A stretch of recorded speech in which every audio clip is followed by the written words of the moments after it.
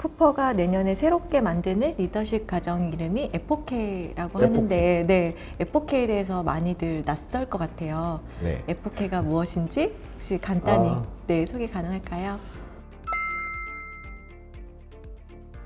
F4K가 그렇게 친근한 표현은 아닌데 되게 중요한 개념이어서 이름을 가지고 왔고요. F4K라는 뜻은 심판의 연기라고 이야기하고, 또 철학계에서는 보통 판단 중지 그렇게 이야기를 하는데, 쉽게 말하면 리더들이 흔히 이제 구성원들이 어떤 제안을 해오거나 아이디어를 낼 때 좀 답답해서 됐고 이런 말 많이 하잖아요. 됐고 하지 않기, 이게 F4K다 이렇게 생각하면 될 것 같습니다.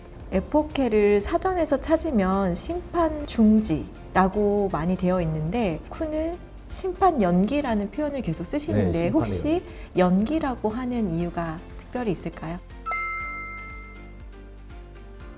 중지의 원래 의미는 이제 멈췄다 다시 하는 걸 중지라고 부르거든요. 중단은 아예 완전히 멈추고 끝내는 거고, 중지는 잠깐 멈췄다가 나중에 다시 시작한다, 이런 의미가 있어요. 일반적인 사람들이 생각하는 중지는 그냥 끝내버리는 것으로 착각할 수도 있으니까, 그런 점에서 연기시킨다. 심판 또는 판단을 당장 하지 말고 조금 연기시키는 것이 필요하다. 그게 오늘날 변화무쌍한 세상에서 리더의 되게 좋은 덕목이 될 것이다. 이걸 예고하는 이름이죠. 그러면 리더가 F4K를 해야 하는 이유, 그게 이제 리더는 되게 경험치가 많고 지식도 쌓아왔고, 그 다음에 책임감 있게 일을 해온 사람이잖아요. 그렇기 때문에 머릿속에 정답이 되게 많거든요. 일생 동안 정답을 잘 찾아서 축적해왔고, 그것을 성실하게 계속 기억하고, 그걸 책임감 있게 쓰려는 사람, 이게 이제 리더이고, 한편으로 그런 사람은 꼰대거든요.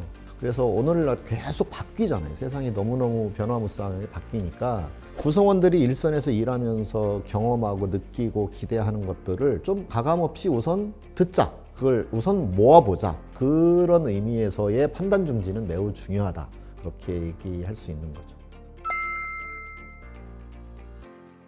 이제 F4K를 하는 중요한 방법은, 우선 누군가가 어떤 의견을 냈어요. 의견을 냈는데 내가 생각할 때 이미 다 과거에 생각해봤던 거고, 그건 너무 당연히 아닌 것 같은 거예요.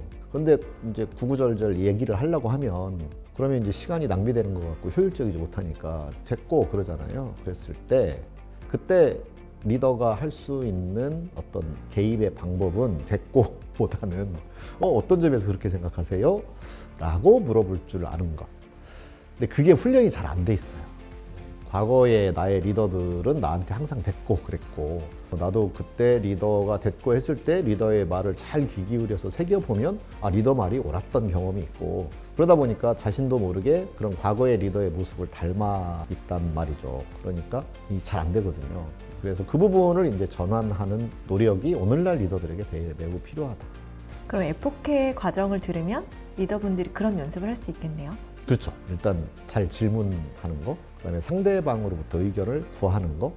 그런데 이제 리더에게 어려운 점은 상대방이 또 한 명이 아니라는 거예요. 여러 명인데 여러 명이 또 의견이 다 달라요. 그리고 이해관계가 다 달라요. 그 이해관계를 다 챙기다 보면 이거 조직은 어디로 가지? 뭐 소는 누가 키우지? 이런 생각들을 하게 되는데, 그러려면 그 생각을 조율해내는 능력, 그 다양한 의견을 듣고 그것을 하나의 종합된 의견으로 만들어내는 역량, 이런 것들이 리더에게 필요한 거죠. 그걸 이제 퍼실리테이션 역량이라고 말할 수 있는데, 그런 역량, 그다음에 아까 말했던 대화하는 역량, 그 이전에 질문하는 역량, 이런 것들이 굉장히 중요한 리더십의 요소다. 그 스킬을 열심히 가르쳐드린다, 이렇게 얘기할 수 있죠. F4K 과정을 통해서 다른 데서는 학습할 수 없는, 여기서만 배울 수 있는 것이 있다라고 한다면은? F4K 리더십에서 그다음에 앞에 이제 굉장히 중요하게 생각하는 부분이 리더 의지거든요. 그러면 리더들이 항상 반문을 하게 돼요. 내가 열심히 배웠고, 내가 더 책임감이 있어 보이고, 과거에 내가 다 해본 것 같고, 그런데 내가 왜 후배들의 또는 뭐 주니어들의 또는 내 구성원의 이야기를 일일이 들어야 되느냐, 그거 되게 비효율적이지 않느냐라는 의문을 품게 되거든요. 그 의문이 풀리지 않는 한은 그 뒤에 나머지 스킬은 그냥 장식처럼 실제로 자신을 돕는 것이 아니라 그냥 나 그거 해봤어 뭐 그런 것도 있지 하고 치부해버리고 실제로는 구사하거나 사용하지 않는 일이 벌어지거든요. 그래서 그 생각을 정리하는 걸 깊이 해보는 게 매우 중요합니다. 21세기의 리더란 어떤 리더의 모습이어야 하고 진짜 에포케 해야 되는 거 맞나? 진짜 심판의 연기가 필요한 거 맞나? 왜 내가 그동안 축적한 것을 사용하는 것은 안 된다고 하지? 어떤 장면에서 안 되고 또 어떤 장면에서는 필요한가? 그리고 내가 그걸 연기를 할 만큼의 그런 용의, 내가 그럴 의지가 있는가? 이 부분이 굉장히 중요해서 그 부분도 아주 깊숙하게 다루는 프로그램입니다. 오늘날 리더의 역량 중에 퍼실리테이션 역량이 매우 중요한 부분을 차지하게 되었고 그 중요성은 점점 커가고 있는 상황이기 때문에 퍼실리테이션의 역량과 리더십은 점점 더 밀접하게 가까워져 있다라고 말할 수 있고요. 그런데 퍼실리테이션 교육에서는 일반적인 회의 또는 내가 전문가로서 의뢰를 받은 사람이 그 회의를 어떻게 잘 이끌어 가느냐 이것에 대하여 초점을 두었다면 이것은 리더에게 처해져 있는 다양한 상황들이 있잖아요.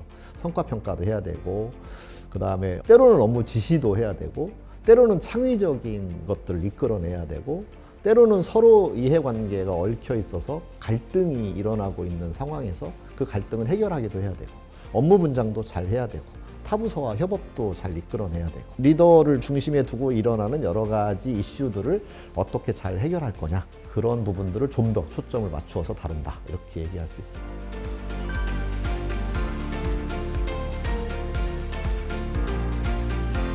에포케가 리더십 과정이기 때문에 리더분들이 들으면 매우 도움이 될 것 같지만 네. 그럼에도 혹시 추천하고 싶은 분들이 있을까요? 네.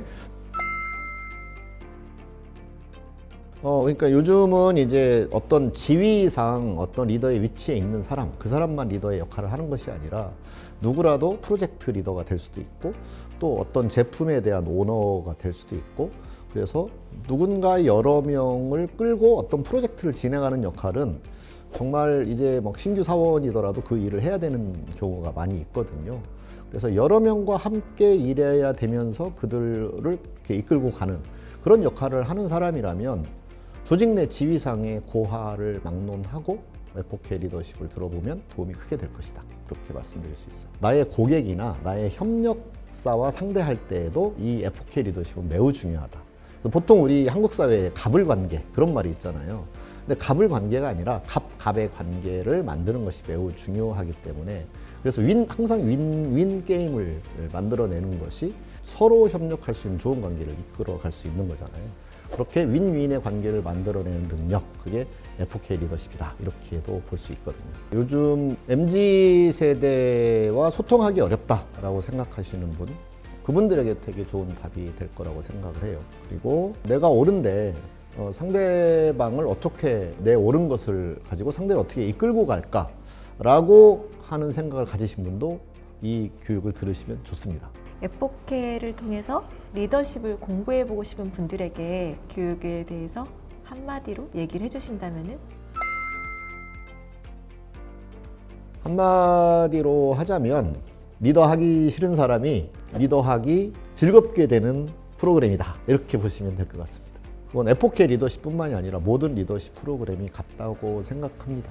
노예 정신으로 살던 사람이 주인의 정신으로 살아갈 수 있도록 전환하는 시간이다. 이렇게 얘기할 수 있겠네요. 과거의 리더는 심판자의 역할을 많이 했거든요. 근데 앞으로의 리더는 함께 발견을 할 수 있도록 도와가는 사람이니까 심판자에서 발견자로 이렇게 말할 수 있겠네요.